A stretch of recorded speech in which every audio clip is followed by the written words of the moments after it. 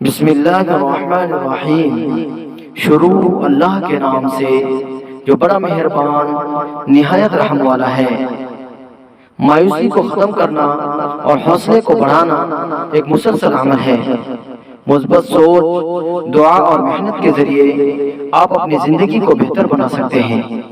ہمیشہ یاد رکھیں کہ اللہ کے ساتھ زندگی میں کوئی بھی مشکل ناقابل حل نہیں۔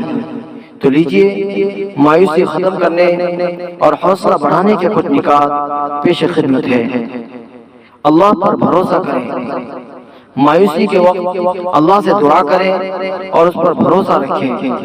قرآن پاک میں ارشاد ہے، اللہ کی رحمت سے نا امید نہ ہو، بے شک اللہ سب گناہوں کو معاف کر دیتا ہے۔ یہ آیت انسان کو ہمت دیتی ہے کہ اللہ کی مدد ہمیشہ قریب ہے۔ مثبت سوچ اپنائیں۔ مایوسی کے خیالات کو مثبت سوچ سے بدلیں۔ زندگی میں ہر ناکامی ایک سبق ہے اور کامیابی کی طرف پہلا قدم۔ اپنے ذہن کو ہمیشہ یہ یاد دلائیں کہ مشکلات عارضی ہیں اور ان کا حل موجود ہے۔ اہداف طے کریں۔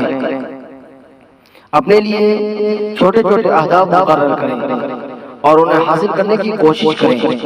ہر کامیابی آپ کے اندر حوصلے کو بڑھائے گی اور مایوسی کو کم کرے گی۔ ماضی کی کامیابیوں کو یاد کریں۔ مایوسی کے وقت اپنی پچھلی کامیابیوں کو یاد کریں۔ یہ احساس کہ آپ پہلے بھی مشکلات پر قابو پا چکے ہیں آپ کے حوصلے کو بڑھا سکتا ہے۔ اچھے لوگوں کے ساتھ وقت گزاریں۔ مثبت اور حوصلہ افزا لوگوں کے ساتھ رہنا آپ کی سوچ اور جذبات پر مثبت اثر ڈالے گا۔ آپ کی مدد اور مشورے آپ کو مایوسی سے نکال سکتے ہیں۔ شکر گزاری کا رویہ اپنائیں۔ اپنی زندگی کی نعمتوں کا شمار کریں اور اللہ کا شکر ادا کریں۔ شکر گزاری دل میں سکون پیدا کرتی ہے اور مایوسی کو ختم کرتی ہے۔ حوصلہ افزا کہانیاں پڑھیں۔ کامیاب لوگوں کی زندگی کی کہانیاں پڑھیں اور دیکھیں کہ انہوں نے مشکلات پر کیسے قابو پایا۔ ان کے تجربات سے آپ کو رہنمائی اور تحریک ملے گی۔ صحت مند طرز زندگی اپنائیں۔ متوازن غذا، روزانہ ورزش اور نیند کا خیال رکھیں۔ جسمانی صحت کا اثر ذہنی صحت پر پڑتا ہے اور یہ عادات آپ کو پرجوش اور حوصلہ مند رکھیں گی۔ صبر اور استقامت سے کام لیں۔ مایوسی کے وقت صبر کریں اور یہ یاد رکھیں کہ ہر مشکل کے بعد آسانی آتی ہے۔ قرآن میں ارشاد ہے، بے شک ہر مشکل کے ساتھ آسانی ہے۔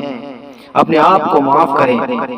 اگر کوئی غلطی ہوئی ہو تو خود کو معاف کریں اور آگے بڑھنے کا عزم کریں۔ غلطیوں کو سیکھنے کا موقع سمجھیں اور خود پر بوجھ نہ ڈالیں۔ السلام علیکم ورحمۃ اللہ وبرکاتہ۔